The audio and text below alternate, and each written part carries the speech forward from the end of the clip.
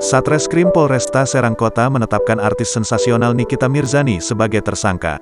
Hal tersebut diketahui dari surat pemberitahuan dimulainya penyidikan (SPDP) yang dikirim Polresta Serang Kota ke Kejaksaan Negeri Serang. Nikita Mirzani ditetapkan sebagai tersangka atas laporan dugaan pencemaran nama baik melalui media sosial yang dibuat oleh Dito Mahendra ke Polresta Serang Kota. Hal tersebut disampaikan Kabid Humas Polda Banten, Kombes Pol Sinto Silitonga. Sinto memastikan, pihaknya akan menyelesaikan perkara yang melibatkan Nikita Mirzani tersebut.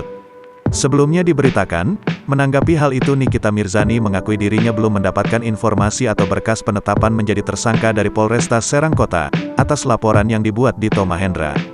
Wanita yang akrab disapa Niki itu tak tahu menahu kalau dirinya sudah menjadi tersangka. Janda 3 orang anak itu meminta awak media menanyakan kepada Polresta Serang Kota, terkait statusnya menjadi tersangka atas laporan yang dibuat Dito Mahendra. Nikita Mirzani menganggap dirinya adalah warga negara biasa. Ia akan mengikuti prosedur hukum yang berlaku terhadap apa yang disangkalkan kepadanya.